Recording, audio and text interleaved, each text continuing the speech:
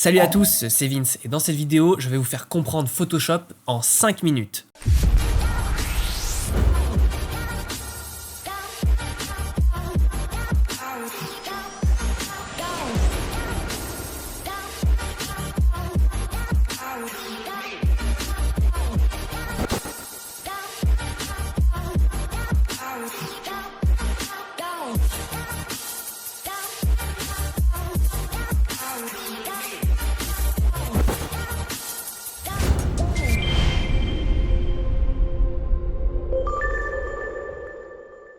En effet, Photoshop peut faire peur aux photographes au premier abord, mais pourtant la retouche est vraiment une étape nécessaire, cruciale pour améliorer vos photos. Donc nous voici dans Photoshop, comment il fonctionne. Déjà, il faut comprendre le principe de base de retouche dans Photoshop, c'est qu'il fonctionne par système de calque. On voit ici les calques, donc qu'est-ce que ça veut dire? On a notre image de base avec un petit cadenas ici qui est verrouillé, ça veut dire qu'on ne peut pas la modifier et qu'on va travailler de manière non destructive, c'est-à-dire pour faire des modifications sur cette photo, on va rajouter des calques, par exemple dupliquer notre image de base et là on pourra faire des modifications. Mais comme ça on a toujours une version de notre photo d'origine qui n'est pas retouchée et ça nous permet comme ça de revenir dans plusieurs étapes, si là je fais d'autres dessins, etc.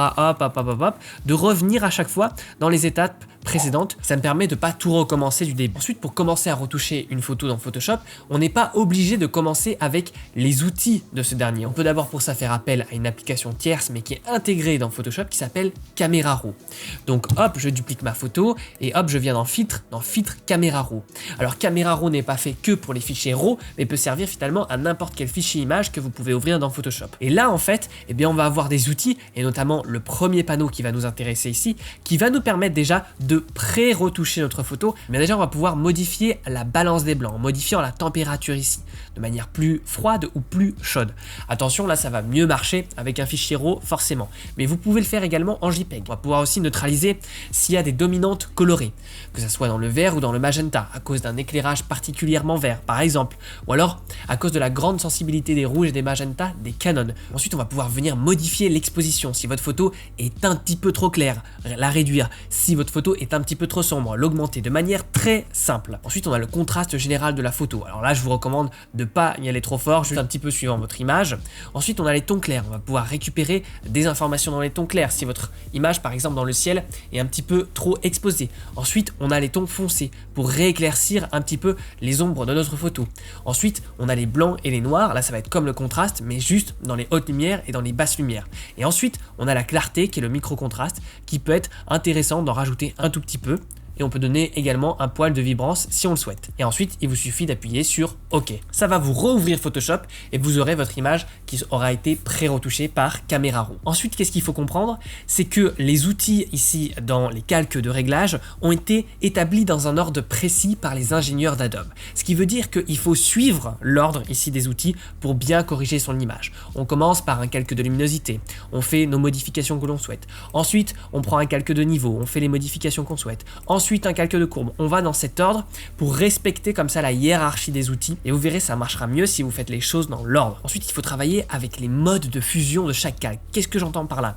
Imaginons j'applique une courbe de transfert de dégradé, je vais prendre celui-ci par exemple. Vous voyez ici je suis en normal. Si je clique il y a plein de menus qui s'ouvrent et donc là je vais pouvoir exploiter la manière dont ce calque qui est au-dessus de ma photo d'origine va se fusionner avec cette dernière.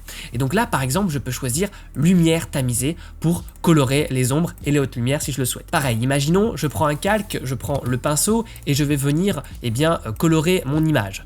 Par exemple, ici comme ça me donne juste un aplat de couleurs, pas forcément intéressant, mais si je choisis par exemple ici teinte et que je viens, alors je vais prendre une autre couleur et que je viens dessiner sur le chapeau, on voit que je vais colorier le chapeau et non pas juste faire un aplat de couleurs simple comme ça aurait été si j'avais laissé en mode normal. Donc vous voyez, jouer avec les modes de fusion et la puissance des outils va être démultipliée. Autre chose à vraiment connaître dans Photoshop, c'est les masques de fusion.